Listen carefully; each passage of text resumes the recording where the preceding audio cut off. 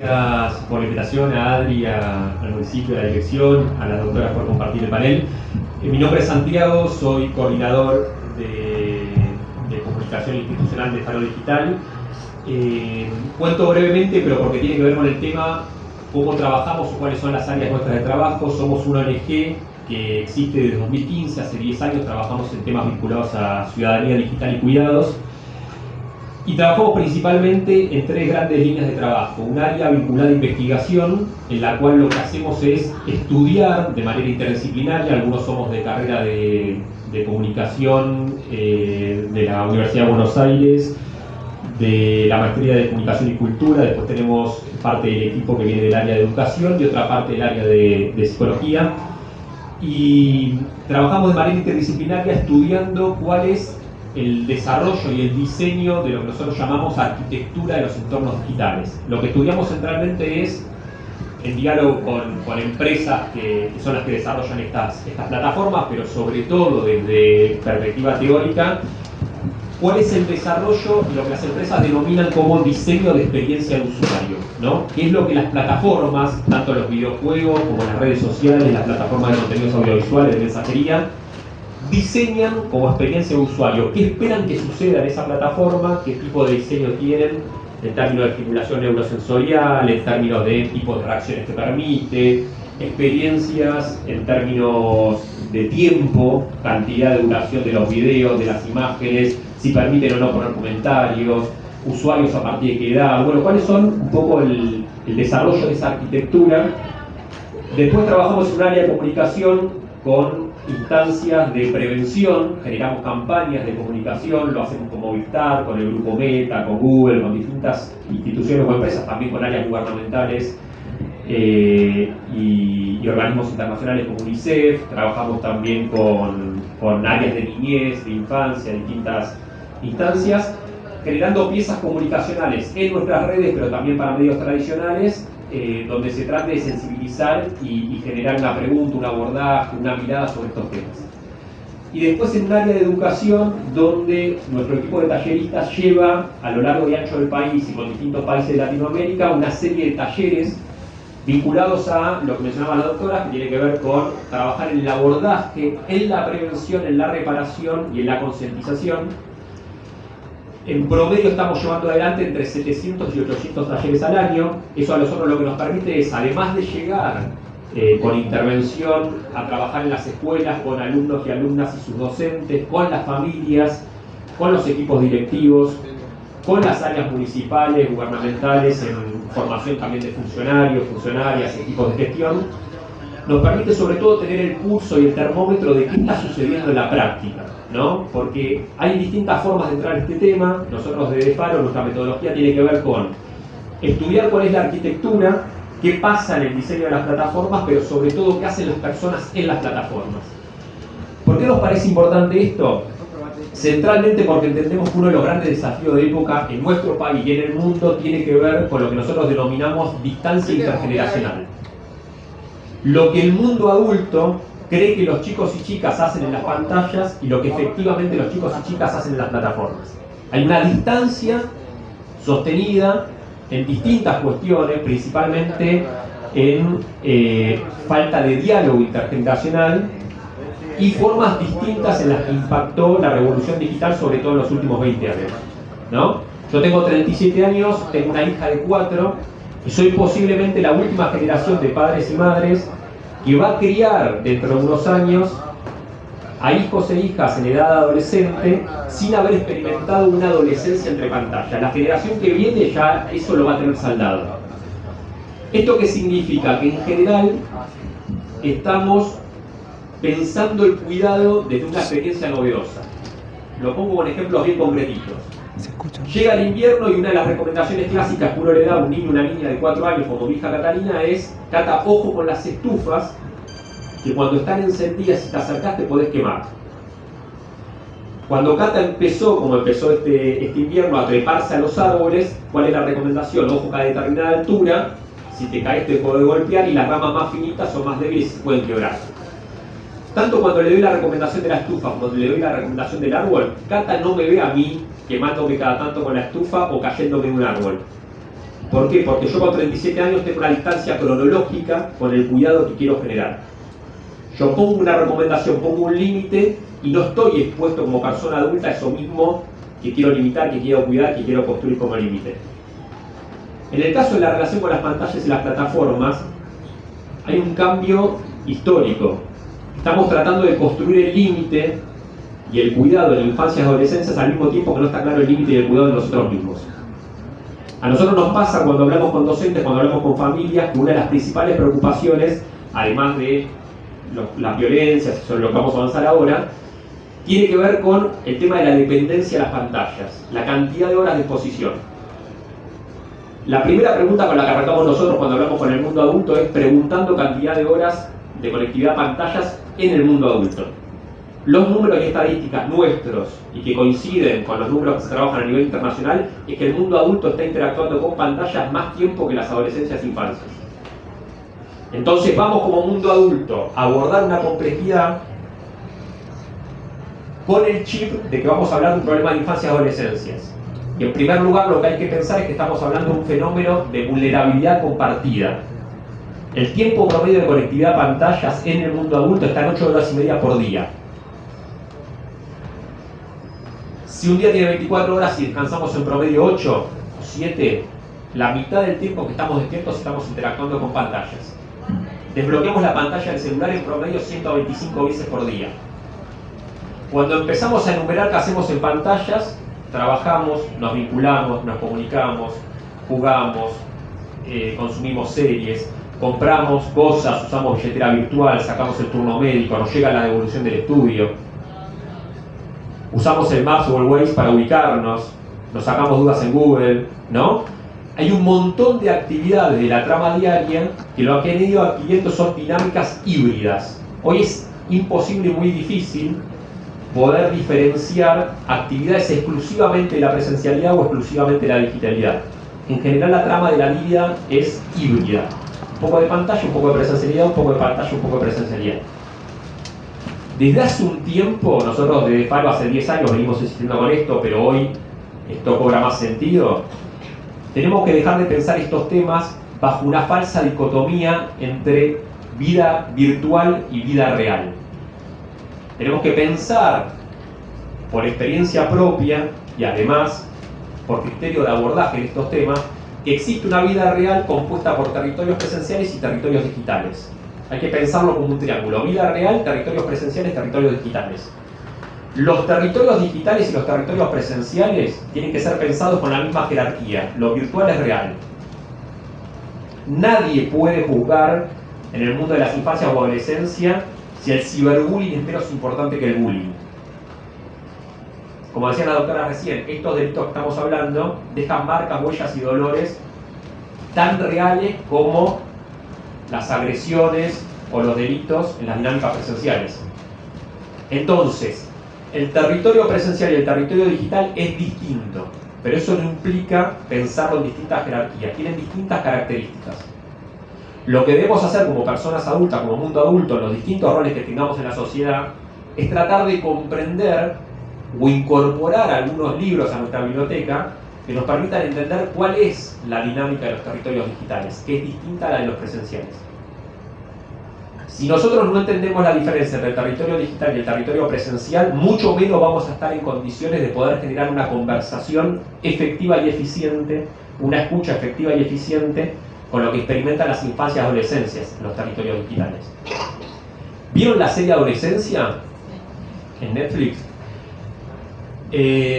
Alrededor de un femicidio, lo que trata de recuperar la serie a lo largo de 4 capítulos es qué le pasó a ese adolescente que comete ese delito, llega a cometer ese crimen, rastreando cuál es el inicio del conflicto.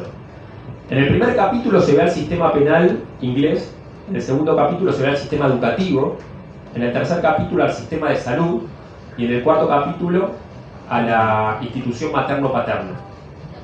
En los 4 capítulos el impacto que genera es observar esa crisis de autoridad que hay en las instituciones en el siglo XXI en relación a un fenómeno que no puede reconstruir. ¿no? Un padre y una madre que creen que su hijo estaba seguro porque estaba en la habitación con el celular y desconocían lo que le estaba pasando en su trama vincular, en su experiencia adolescente. Una escuela que no llega a morder sentido porque no puede construir ni un límite ni un consenso sobre algo que desconoce. Y así con cada una de las instituciones. Hay un antropólogo que nosotros seguimos mucho que se llama Pablo Semán, que él lo que dice es que estamos en un momento de crisis de autoridad cognitiva de las instituciones. ¿Por qué? Porque el flujo de la información y el del dinero es mucho más rápido que el diseño institucional que tienen nuestras instituciones. Entonces estamos trabajando con tareas muy valiosas con la que llevan adelante las doctoras, ustedes en las escuelas, en las áreas de gestión. Estamos trabajando en sociedad en conjunto en tiempo real cómo hacemos para reconstruir esa autoridad y poder volver a señalar, a construir consensos y límites.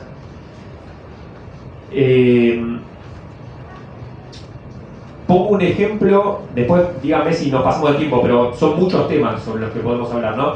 Pongo un ejemplo concreto de algo que nos pasó a nosotros en Faro Digital. Hace 2 años, una serie de escuelas con las que trabajamos, hay escuelas con las que trabajamos de manera constante y otras escuelas de manera aleatoria, y a veces trabajamos con llegada de programas, con diferentes metodologías. 3 de las escuelas con las que trabajamos todos los años nos contactan en fines de 2022 y nos dicen que se estaba llamando la atención, nos hablan el equipo directivo, que a muchos docentes de la institución les estaba llamando la atención que sus cursos de adolescentes estaban empezando a usar términos vinculados a la salud mental como adjetivos. Chicos y chicas, de manera no agresiva, colgaban un cartelito en el compañero o compañera, o se colgaban un cartelito en su definición propia con términos de salud mental. Vos estás bipolar, ella es esquizofrénica, él está depresivo, yo estoy angustiado, ¿no? Temas que para nuestra generación, o generaciones anteriores, eran temas complicados, temas tabú, no se hablaba mucho de salud mental. En principio no es una mala noticia que las adolescencias hablen más de temas de salud mental, pero llamaba la atención este uso tan cotidiano y como un adjetivo no agresivo. Nosotros en ese momento vamos a ver qué estaban diciendo estudios sobre la circulación en el territorio público digital. Esto significa, hay estudios que trabajan con lo publicado, obviamente no con conversaciones privadas, sino con qué está circulando en TikTok, en Instagram, en las redes sociales, en los perfiles públicos sobre contenidos que circulan, tutoriales. Estos términos vinculados a la salud mental aparecían en zona roja alrededor de TikTok y mucho menos en otras redes. Hay alguna segunda certeza. La primera certeza era colegios que levantaban la mano y decían: me está pasando esto, con autodiagnóstico en salud mental, y términos que circulaban en un tipo de red social particular, que es la más usada por los menores de 21 años. Nosotros de Faro Digital tenemos diálogo con Meta, tenemos diálogo con Google, tenemos diálogo con Roblox, con distintas empresas que muchas veces nos consultan qué están viendo de sus áreas de responsabilidad social para pensar también cómo mejoran sus sistemas de seguridad, sus experiencias de usuario para cuidar sobre todo a menores. Y TikTok en ese momento todavía no tenía las oficinas acá en Latinoamérica, entonces la comunicación no era tan fluida. Un representante de TikTok en Europa por ese entonces, muy al pasar hablando de su modelo de negocio 2030, dice: nosotros que somos una plataforma de contenido de entretenimiento audiovisual. Para quienes estudiamos estos temas en ese momento fue una novedad. ¿Por qué? Porque uno la venía leyendo como una red social. Instagram en una franja de edad un poquito más alta, TikTok un poco menor, pero con dinámicas de competencia y de diseño de experiencia bastante parecidas. Con algunas diferencias en el algoritmo, con algunas cuestiones técnicas, pero competían en un rango parecido. Se define como plataforma de contenidos de entretenimiento audiovisual. Dicho en castellano, ellos se definían como algo más parecido a YouTube que a Instagram. Tercer desplazamiento. La primera novedad está sucediendo en los colegios. La segunda novedad, dónde circulan esas palabras. La tercera novedad, una plataforma que se define distinta.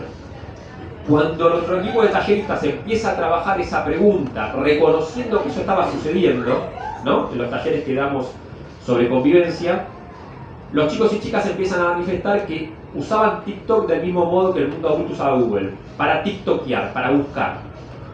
¿Qué buscaban los chicos? ¿Cómo se prepara una tarta de manzana? ¿Cómo le cambio la cadena de la bicicleta que se me rompió? el silenciador para el caño de escape, modificarlo, y qué le pasa a mi amiga que hace 2 días no sale de la casa. Como preguntas, ejemplos, ¿no? Todas las respuestas a esas preguntas las daba una persona menor de 21 años en un tutorial. Y eso se construía como voz autorizada desde la experiencia. Un tutorial de cómo cocinar tarta manzana, de cómo cambiar la cadena de la bicicleta, del silenciador de caño de escape, y qué experiencia había tenido esa persona para dar la definición de la patología de salud mental que tenía esa amiga que no salía hace 2 días de la casa. Se estaba construyendo un sentido entre pares. 2 años después, nuestro termómetro lo que nos da es que eso se desplazó al chat. Desde fines del año pasado, las adolescencias hoy se movieron en esa lógica de TikTokear, ir al chat GPT y le preguntan sobre todas las preguntas existenciales, identidad sexual, en términos vinculares que se les puedan ocurrir. Por eso con el Círculo Creativo Argentino que hicimos un spot donde lo que hacemos es, se le preguntó al chat cuáles son las preguntas que te hacen la mayoría de los adolescentes en Argentina, y la respuesta que da el chat los va a sorprender. Los chicos y chicas hacen un uso terapéutico del chat. Si nosotros no entendemos, además del diseño que tiene el chat, del diseño que tiene TikTok, del diseño que tiene Google, del diseño que tiene WhatsApp o del diseño que tiene Instagram, ¿cuál es la práctica que se desarrolla ahí adentro? No podemos construir el puente de conversación y de escucha. Porque la conversación y la escucha tiene que ser en base a categorías que reconozcan este diagnóstico. Desde nuestra experiencia en los talleres les podemos asegurar que las cosas no aparecen solas. Además de una actitud de escucha, hay que hacer las preguntas correctas, hay que tener un termómetro que permite identificar tendencias. ¿Por qué? Hay prácticas que son anomalías y hay prácticas que son tendencias. Cuando son tendencias no nos pueden sorprender. Entonces, es muy exigente el territorio digital en poder reconocer cómo construir diagnóstico en tiempo real con disciplina teórica, para saber lo que está sucediendo, con un cruce sobre el desarrollo que está haciendo la plataforma y sobre todo entender en escala qué está pasando en la práctica. Hay un mundo adulto que muchas veces piensa que los chicos y chicas hacen en pantalla cosas que los chicos y chicas no hacen, y chicos y chicas que ven al mundo adulto como un mundo adulto que no entiende nada y solo que quiere sacar el celular. Nosotros lo que trabajamos, tanto con los chicos y chicas y sus docentes, como con las familias y los docentes, es que tenemos que trabajar en desmontar ambos mitos. Hay que construir conversación, hay que tener un gesto del mundo adulto que entienda lo que está sucediendo en las pantallas, porque en la serie adolescencia una de las cosas que se descubren o quedan expuestas es que en el inicio del conflicto lo que hay es un adolescente de 14 años transitando el rechazo. ¿Y cómo tramita un adolescente el rechazo a los 14 o 15 años? No es una novedad de 2025. En la adolescencia, los desafíos centrales de crianza que hubo en 1920, 1940, 1960, 1980, 2000, 2025 son problemas históricos. Cómo se transita el sentido de pertenencia o de exclusión, cuáles son las referencias en la adolescencia, qué horizontes económicos y subjetivos tienen para adelante, cómo conviven y se vinculan entre pares. Y para eso, sistema judicial, sistema educativo, trabajadores sociales, el campo de la psicología, tiene un montón de herramientas construidas. La novedad hoy es que eso se está tramitando en un territorio nuevo. Hoy tenemos que entender cómo funciona la manósfera, dónde ocurre la conversación entre adolescentes, cómo están construyendo subjetividad en el territorio digital. Entonces los chicos y chicas cuando están en Roblox no están solo jugando. Están construyendo identidad, vínculo, sentido de pertenencia, están sacándose dudas. Debemos entender que los videojuegos tienen chat privado, chat público. Yo cuando Catalina empiece a ir al club el año que viene o dentro de 2 años, lo primero que voy a hacer es averiguar cómo es el club, que vaya a un club donde otro padre, otra madre me dé referencia. Voy a ir a ver cómo es la disciplina, cómo trata el profesor o la profesora a los chicos y chicas. Iré un sábado a ver la disciplina de competencia para ver cómo se tratan ahí. Si se gritan, si se exigen, cómo se portan los chicos, cómo reaccionan las familias. ¿Por qué? Porque ese territorio, Cata va a estar 7 horas a la semana. Y yo como soy un padre que la quiero cuidar a Cata, tengo que conocer el territorio. Bueno, no podemos desconocer como mundo adulto cómo funcionan las plataformas y los videojuegos porque los chicos y chicas están más de 7 horas a la semana. Entonces tiene que haber un gesto nuestro, que no es un gesto de ser especialistas, de convertirnos en TikToker, ni gamer, no, porque no tenemos tiempo, porque estamos saturados. Lo que tenemos que reconocer es algunas características centrales y saber qué está pasando en términos generales, para hacer la pregunta adecuada para charlar. ¿Cómo te fue en la escuela hoy? ¿Cómo te fue en el club? ¿Cómo te fue en TikTok? Que sea parte de la conversación diaria, que podamos poner palabra a eso. Las plataformas no están diseñadas para que haya una conversación sobre la práctica. El diseño de la plataforma está hecho con esquemas de hiperpersonalización para que todos tengamos la percepción que lo que nos pasa en la plataforma nos pasa a nosotros solos. Hay que poner conversación sobre esto. En un taller, taller con familias de 11 años, un padre levanta la mano y dice: yo sabía, como están explicando ustedes, que TikTok era a partir de los 13 años. Estábamos en septiembre del año pasado, pero me dice: Mateo vino en abril y me dijo: papá, soy el único en el curso que no tiene TikTok. Levanta la mano enfrente de una madre, estoy diciendo otros nombres, ¿no? Y dice: a mí me pasó lo mismo con Haas en abril. Vino y me dijo: mamá, soy la única en el curso que no tiene TikTok. Se empiezan a reír otros padres, a todos les había pasado lo mismo. En un curso de 25 había 20 que tenían TikTok a los 11, que habían mentido con la edad, como decía la doctora, con consentimiento de sus familias. Y yo les pregunté ahí, en la primera reunión de padres de marzo, ¿de qué temas hablaron ustedes acá en el colegio? En un colegio de Puerto Escobar. Hablamos del uniforme, del viaje de egresados, hablamos de la vianda y hablamos de la práctica deportiva. Y yo le dije: ¿qué pasaba si un quinto tema era a qué edad TikTok? Y se ponían de acuerdo. Y lo sacan de la esfera de crianza personal y piensan que solo es un problema de ustedes con su hijo. Y se ponen de acuerdo todas las familias y ponen un parámetro.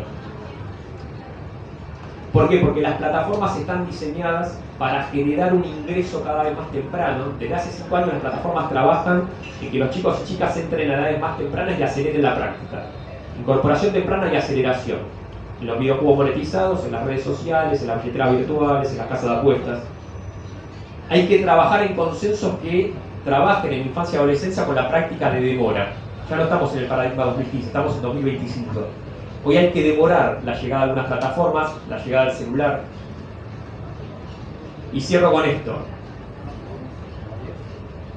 Los representantes de Roblox para Latinoamérica, del grupo Meta, los dueños de esas plataformas, los ingenieros que desarrollan las arquitecturas de los territorios digitales, los representantes, todas las personas con las que nosotros hablamos tienen más cerca de 45 años que de 15. Entonces no es cierto que esto es la época de los chicos y que nosotros somos inmigrantes digitales. Somos un mundo adulto que hace 20 años usa celulares, que nuestros contemporáneos están diseñando el territorio digital. Internet es un territorio digital diseñado por adultos, para adultos, habitado por chicos y adolescentes. Entonces nosotros como personas adultas tenemos que tener el gesto de hacernos cargo de la época, de cuidar, de proteger y de construir consensos alrededor de eso. Porque lo diseñan nuestros contemporáneos, no están los chicos de 15 diseñando ni los videojuegos, ni las plataformas, ni las redes. Entonces nos toca como mundo adulto hacernos cargo de nuestra época desde un rol distinto. A nosotros nos toca cuidar, construir consensos y acompañar a los chicos y chicas en esto. Muchas gracias.